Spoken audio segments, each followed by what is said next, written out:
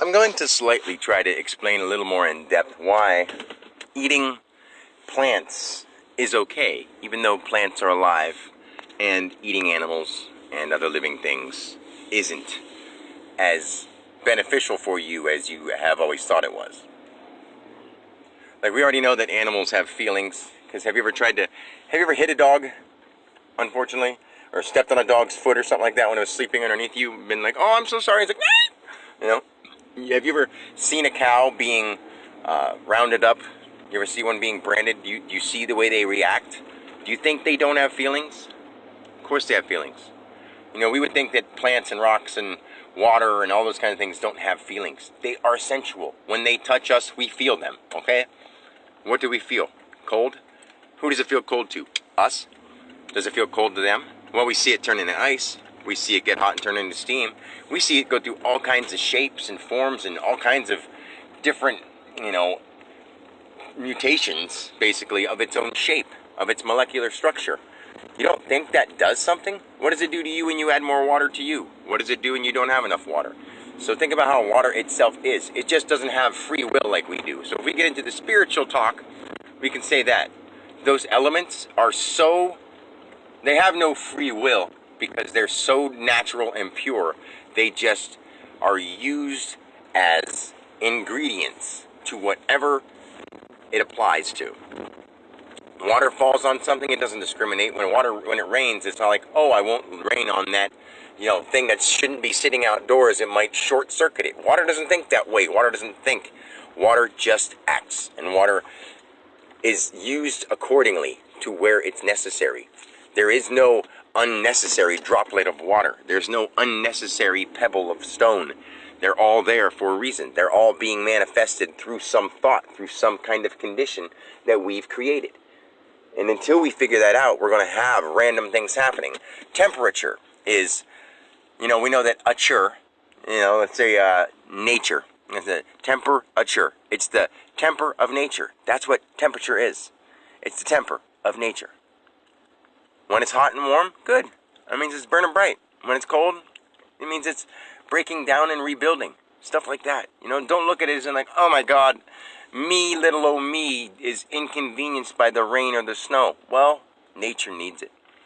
But back to the plants. Okay, plants do feel. It's not like, if a plant didn't feel, why would it grow towards the sun? Is it feeling something? Yes, it is, in a subtle way that we don't understand. But the difference is, when you kill an animal, you either treat it like nothing, and it has emotional states associated with that. Or you treat it harmfully, and it has emotional states like that. Or maybe even you treat it well, but then right at the last moment, you kill it. And as you're killing it, it goes through the process of betrayal, guilt, hate, fear, all those kind of things, and it secretes mass hormones into its meat. Okay? Plants, they don't know per se, as we say the word no, but they don't object to anything. They just live. They just go with things. And it's like, you're not putting an intention of negative, like, I'm going to chop you down and eat you. But because to a plant, you wouldn't have to. To an animal, you might be like, oh, I'm so sorry, but I have to do this. Like, you don't. And no terms of any way do you have to do this to that living animal that you know has an emotional feeling towards you.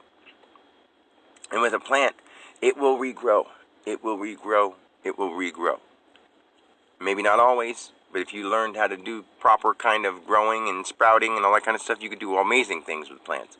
And you can easily give back with plants. You can plant one by hand. Boom. Plant it. Hey, I'm going to eat you, plant, but I'm going to make so many more of you. I'm going to take your seed and I'm going to make so many more of you.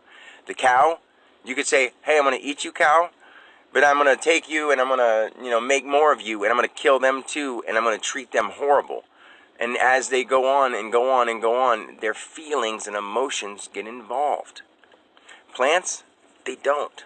You don't treat plants like you treat animals. Most people don't think highly of them. And when you do think of them in any certain way, it's highly. You're not going to be like, stupid plant, get in my stomach. I'm going to eat you. I'm going to chop up this lettuce. Yeah. It's not like that.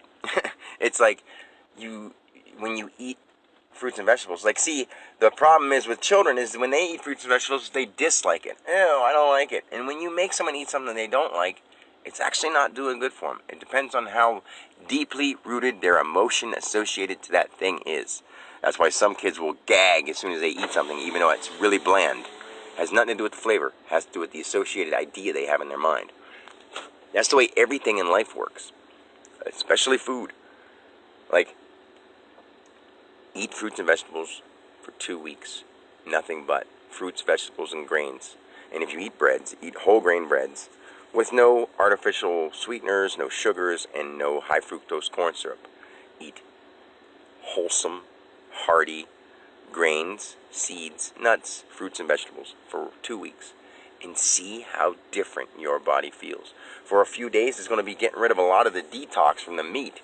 So I would say fast before you do that for 2 weeks. So it would be a 3-week process. Fast for 3 days to a week, and then do nothing but fruits, vegetables, grains, nuts, and seeds. And see how magnificent you feel.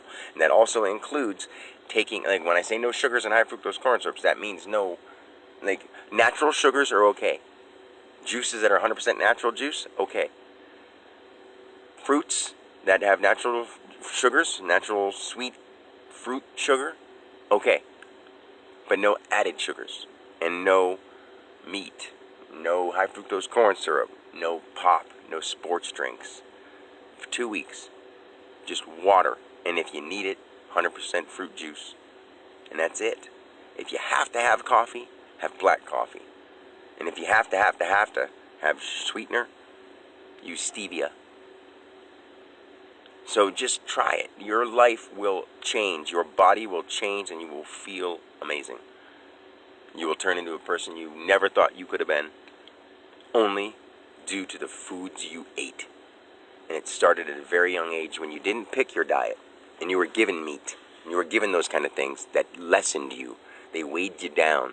They gave you emotions that you didn't understand. They made you feel primal. They made you feel fear. They made you feel aggressive. Those kind of things come from the food and the ideas.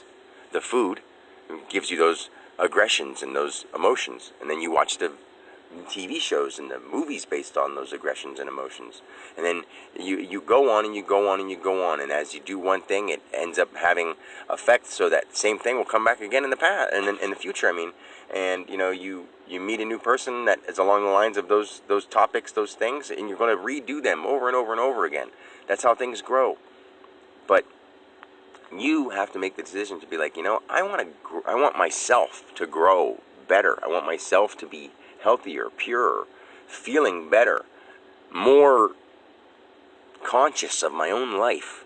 And when you do that, you'll thank yourself for it. All right? Try it out. I love you.